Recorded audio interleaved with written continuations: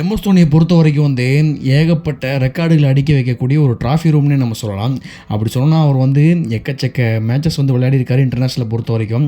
அதில் அவர் அடிக்காத ரன்ஸே கிடையாது. டெஸ்ட்டாக இருக்கட்டும், ஒன் டேவாக இருக்கட்டும், T20 இருக்கட்டும், பண்ணாத ரெக்கார்ட்ஸ் கிடையாது. அதே சமயம் வந்து பார்த்திங்கன்னா அவர் கீப்பிங்கில் இருந்து பயங்கரமாக வந்து ஸ்டெம்பிங் எல்லாம் வந்து பயங்கரமாக பண்ணியிருக்காரு. உங்களுக்கே நல்லா தெரியும்.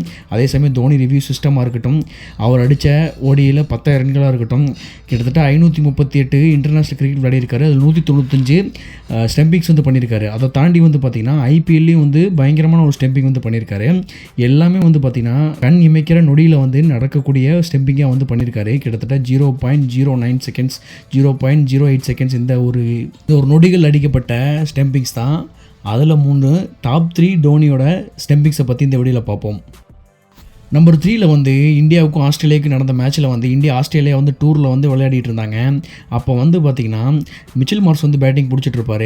அந்த பேட்டிங் பிடிச்சிட்ருக்கும்போது கிட்டத்தட்ட 0.09 செகண்ட்ஸ் வித்தியாசத்தில் வந்து ஸ்டம்பிங் பண்ணியிருப்பார். அது வந்து பார்த்திங்கன்னா கண் எமிக்கிற நொடியை விட 1 மில்லி செகண்ட் வந்து பார்த்திங்கன்னா கம்மியான நேரம். ஸோ இப்படி அடிக்கப்பட்ட அந்த ஒரு ஸ்டெம்பிங் வந்து பார்த்திங்கன்னா ரொம்பவுமே ஒரு பயங்கர ஃபாஸ்ட்டான ஸ்டெப்பிங்கு இது சொல்லப்போனால். நம்பர் 2ல் இருக்கிறது வந்து கீமா போல். இவர் வந்து பார்த்திங்கன்னா வெஸ்ட் இண்டீஸ் பிளேயர். இவர் வந்து இந்தியாவில் வந்து டூர் வந்து வெஸ்ட் இண்டீஸ் வந்து விளையாடிட்டு இருக்கும்போது ஜடேஜா போட்ட பந்தில் வந்து கீமா போல் வந்து அடிக்க முற்படும்போது கரெக்டாக வந்து தோனி ஸ்டெம்பில் அடிப்பார். இது வந்து பார்த்திங்கன்னா 0.08 செகண்ட்ஸில் வந்து நடந்த ஒரு ஸ்டெம்பீட்டு. இந்த ஸ்டெம்பீட்டு வந்து பார்த்திங்கன்னா போன ஸ்டெம்பீட்டை விட 1 மில்லி செகண்ட் வந்து குறைவான நேரத்தில் வந்து அடிச்சிருக்காரு. ஸோ தோனியால் மட்டும்தான் இவ்வளோ வேகத்தில் வந்து இமைக்கிற நொடிக்கிறதுக்கு முன்னாடியே வந்து பார்த்திங்கன்னா அடிக்க முடியுங்கிறத வந்து ப்ரூஃப் பண்ணியிருக்காரு. ஸோ இதை தாண்டி இதுக்கும் மேலே வந்து அதாவது லைட்னிங் போகிற ஸ்பீடில் வந்து அவர் வந்து அடிச்சிருக்காரு. அது வந்து பார்த்திங்கன்னா இன்டர்நேஷ்னல் கிரிக்கெட்டில் கிடையாது. நம்பர் 1 பொசிஷன் அதுதான். ஸோ தோனி வந்து சிஎஸ்கே அண்டு குஜராத் டைட்டன்ஸில் 2023 நடந்த அந்த மேட்ச்சில் வந்து பார்த்திங்கன்னா 2023 ஃபைனலில் வந்து கில்லை வந்து ஸ்டெம்பிட் பண்ண இந்த ஒரு ஸ்டெம்பிட் தான். கிட்டத்தட்ட 0.1 செகண்ட், அதாவது லைட்னிங் ஸ்பீடில் வந்து பயங்கரமான இந்த ஸ்டெம்பிட்டை வந்து பண்ணியிருப்பார்.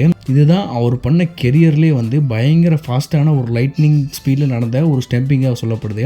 அந்தளவுக்கு பயங்கரமாக அடிச்சிருப்பார். நீங்களே பாருங்கள். இதுக்கு மேலேயும் வந்து பார்த்திங்கன்னா தோனியை பற்றி பேசிக்கிட்டே போகலாம். ஏன்னா கீப்பிங்னு மட்டும் எடுத்துக்கிட்டோம் அப்படின்னா இந்த அளவுக்கு வேகமாக இருக்கார் அப்படிங்கிறதுல எந்த ஒரு குறைவுமே சொல்ல முடியாது.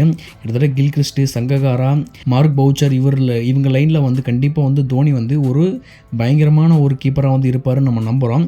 ஸோ தோனியை பற்றின வேறு சில ரெக்கார்ட்ஸை பற்றி பேசலாம்னாலும் கமெண்ட் பண்ணுங்கள். அதை நான் கண்டிப்பாக வந்து இந்த சேனலை வந்து போஸ்ட் பண்ணுறேன். ஸோ நீங்கள் வந்து சேனலை சப்போர்ட் பண்ணுங்கள், சப்ஸ்கிரைப் பண்ணுங்கள். நான் உங்களை அடுத்த ஒரு நல்ல ஒரு வீடியோ பண்ணுறேன். அது வரைக்கும் பை.